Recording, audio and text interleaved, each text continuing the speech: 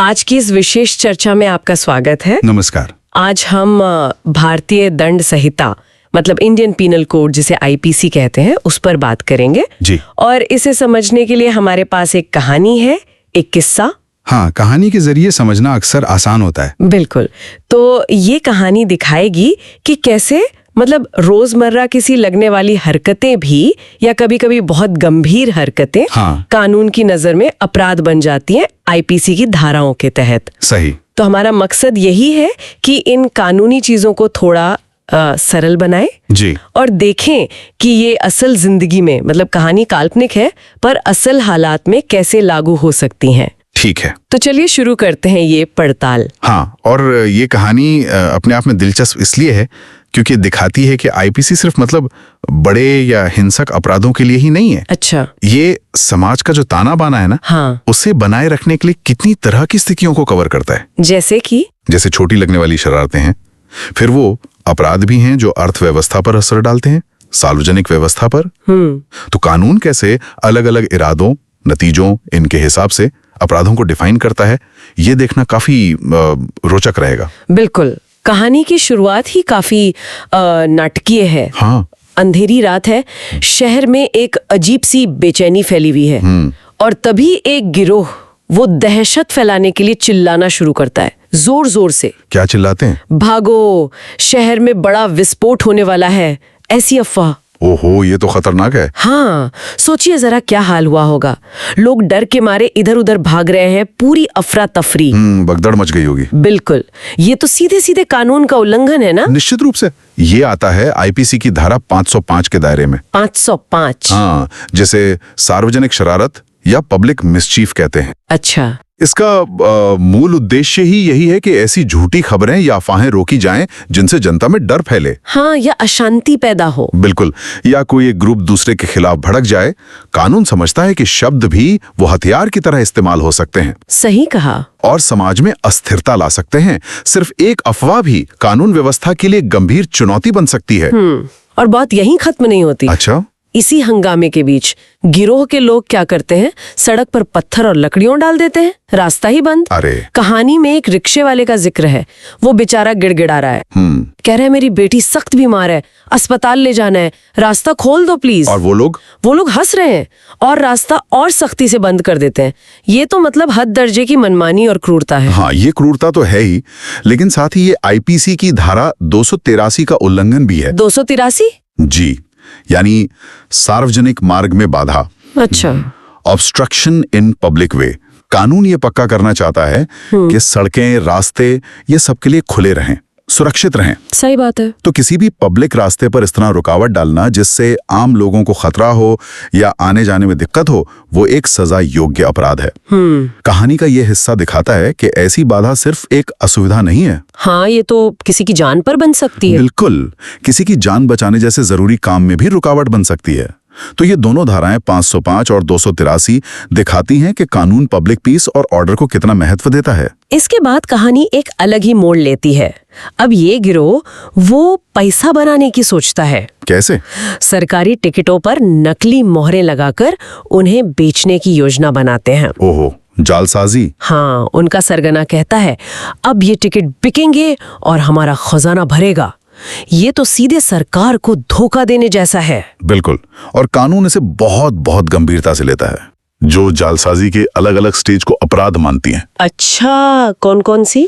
देखिए, धारा 255 है सरकारी स्टैंप या मोहर का कूटकरण यानी काउंटरफीटिंग, नकली बनाना। ठीक है, बनाना। फिर धारा 259 है ऐसे नकली स्टैंप को जानते बूझते हुए अपने कब्जे में रखना, पोजेशन। ओके, रखना भी अपराध है। जी। और धारा 260 इसे और आगे ले जाती है, यानी ऐसे नकली स्टैंप को असली के तौर पर इस्तेमाल करना, यूजिंग इट एज जेन्युइन। ये दिलचस्प है कि कानून ने इसे बनाने, रखने और इस्तेमाल करने तीनों को अलग अलग अपराध माना है। ऐसा क्यों? हाँ, इसका एक बड़ा कारण है।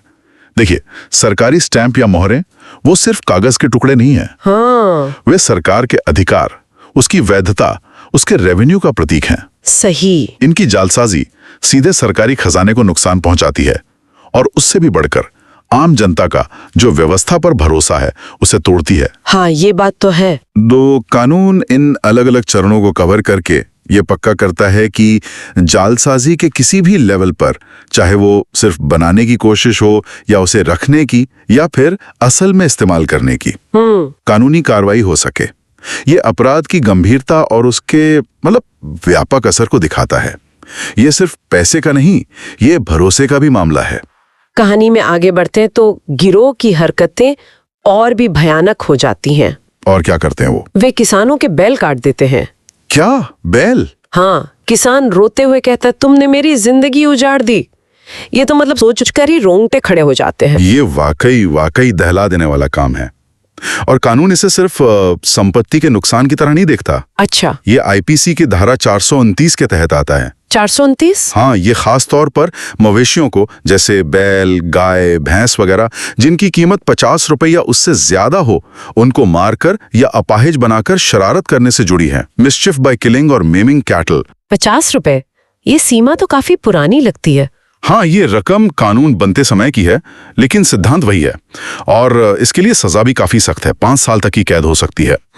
यहाँ कानून सिर्फ जानवर के प्रति क्रूरता को नहीं देख रहा है, हाँ, बल्कि उस किसान की आजीविका पर जो भयानक असर पड़ा है उसे भी पहचान रहा है। सही कहा। भारत जैसे कृषि प्रधान समाज में बैल सिर्फ जानवर नहीं है, वो किसान की पूंजी है, उसके परिवार का पेट पालने का साधन है। बिल्कुल। तो ये धारा उस सामाजिक आर्थिक हकीकत को भी दर्शाती है। ये सामान्य शरारत जो धारा 425 में है, उससे ज्यादा गंभीर है। शरारत की बात चली है तो इसी गिरोह का एक सदस्य वो गुस्से में आकर कुछ व्यापारियों का माल जला देता है। आग लगा देता है? हाँ, देखते ही देखते पूरा बाजार आग की लपटों में घिर जाता है।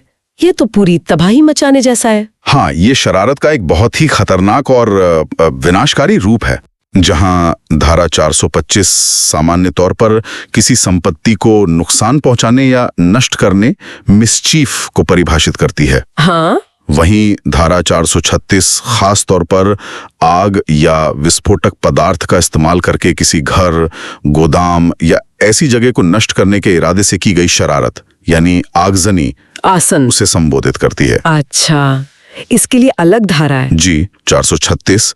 आग एक ऐसा साधन है जो बेकाबू हो सकता है। हाँ, बिल्कुल। और ना सिर्फ संपत्ति बल्कि इंसानी जान के लिए भी बड़ा खतरा पैदा करता है। इसीलिए आगजनी को कानून बहुत गंभीर अपराध मानता है। सजा भी ज्यादा होगी फिर? हाँ, इसके लिए आजीवन कारावास तक की सजा का प्रावधान है।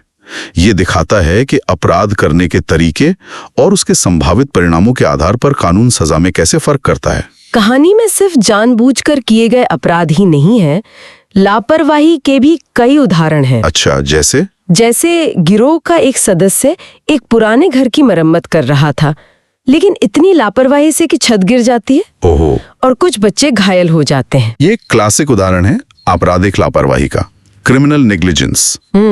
ये आईपीसी की धारा 288 के तहत आता है। किसी इमारत को गिराने या उसकी मरम्मत करने में ऐसी लापरवाही बरतना जिससे मानव जीवन को खतरा पैदा हो। अच्छा। कानून ये मानता है कि कुछ काम ऐसे होते हैं जिनमें खास सावधानी बरतने की जरूरत होती है। एक देखभाल का कर्तव्य होता है, ड्यूटी ऑफ केयर। हाँ। और अगर कोई उसका पालन नहीं करता, जिससे दूसरों की जान या सुरक्षा खतरे में पड़ती है, तो वो भी एक अपराध है। और भी उदाहरण है लापरवाही के। बताइए। एक सदस्य जहरीला पाउडर बेच रहा था, वो भी लापरवाही से, जिससे किसी की जान जा सकती थी। और एक और सदस्य गली में कुत्तों की लड़ाई करवा रहा था, जिससे राहगीरों को खतरा था। ये भी लापरवाही के ही अलग अलग रूप हैं।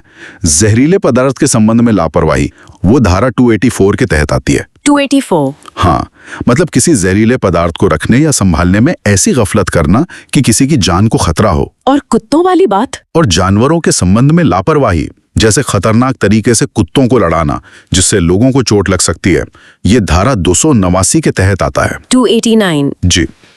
अगर हम इन तीनों धाराओं को एक साथ देखें, 288, 284, 289, तो ये साफ होता है कि कानून सिर्फ गलत इरादे से किए कामों को ही नहीं, हाँ, बल्कि खतरनाक कामों में बढ़ती गई लापरवाही को भी दंडनीय मानता है। हाँ। खासकर जब उससे दूसरों की सुरक्षा दांव पर लगती हो। कहानी का प्लॉट अब घूमता है चुनाव की तरफ। अच्छा, चुनाव भी आ गए? हाँ, चुनाव से ठीक पहले ये गिरोह लोगों को डराने के लिए झूठे नाम से धमकी भरे खत भेजता है। किस तरह की धमकी? लिखते हैं, अगर हमें वोट नहीं दिया तो अंजाम बुरा होगा टाइप का। अरे बाप रे, ये तो धोखाधड़ी हुई। हाँ, धोखाधड़ी तो है ही, लेकिन ये एक खास किस्म की धोखाधड़ी है। कौन सी? जिसे कानून प्रतिरूपण द्वारा छल कहता है। Cheating by personation. प्रतिरूपण द्वारा छल। जी।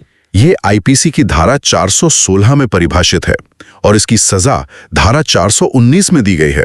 इसका मतलब क्या हुआ?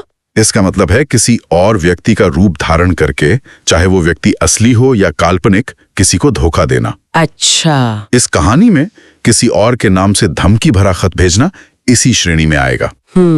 और चुनाव जैसे संदर्भ में इसका महत्व और बढ़ जाता है, क्योंकि ये ना केवल व्यक्ति को धोखा देता है, बल्कि पूरी लोकतांत्रिक प्रक्रिया को प्रभावित करने की कोशिश करता है। सही बात है। तो आखिरकार पुलिस हरकत में आती है। देर आए दुरुस्त आए। हाँ, लेकिन जब पुलिस गिरोह के सदस्यों से पूछताछ करती है तो वे सब एक सुर में झूठ बोलते हैं। क्या कहते हैं? कहते हैं, साहब हमें कुछ नहीं पता, हम तो बेकसूर हैं। ये भी एक अपराध है, झूठ बोलना भी। हाँ, पुलिस या किसी भी लोक सेवक, पब्लिक सर्वेंट को जो कानूनी तौर पर जानकारी मांगने का हक रखता है, उसे जानबूझकर झूठी सूचना देना, ये आईपीसी की धारा 177 के तहत आता है, फर्निशिंग फॉल्स इंफॉर्मेशन। 177? जी, कानून व्यवस्था बनाए रखने और न्याय पक्का करने के लिए ये जरूरी है कि नागरिक अधिकारियों के साथ सच्चाई से सहयोग करें, वरना जांच कैसे होगी? बिल्कुल, जांच को गुमराह करना या झूठ बोलना वो कानून के काम में बाधा डालना माना जाता है। और एक और बात होती है,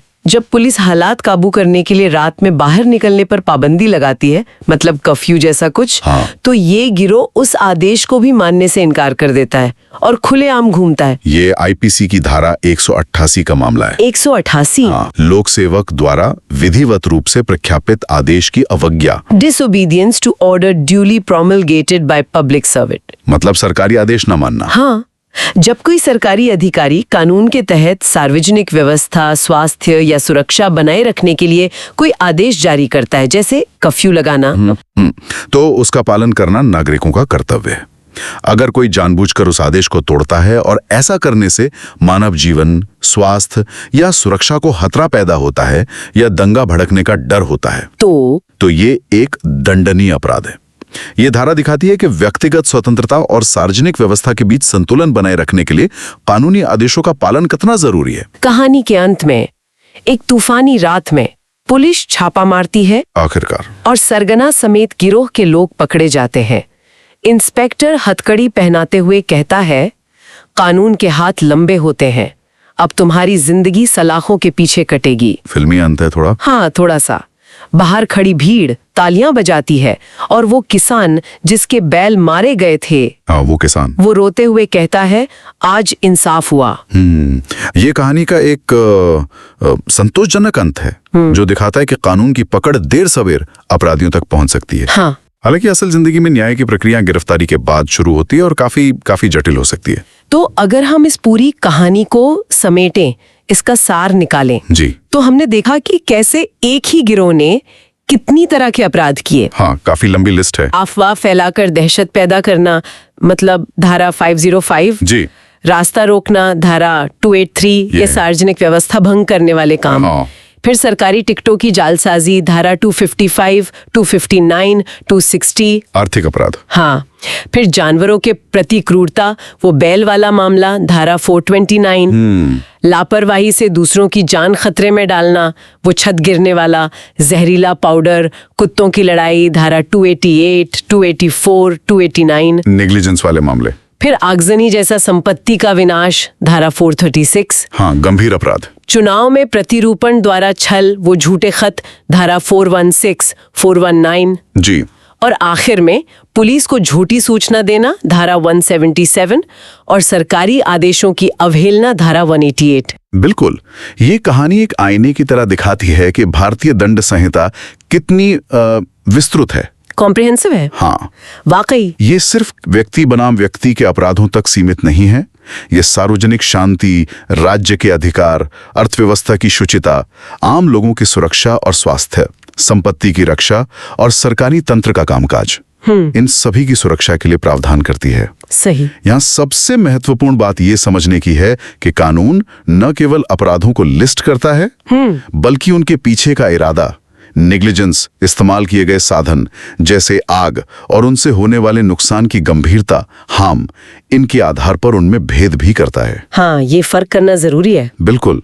इसी आधार पर अलग अलग अपराधों के लिए अलग अलग सजा तय होती है, जो न्याय के सिद्धांत के लिए जरूरी है।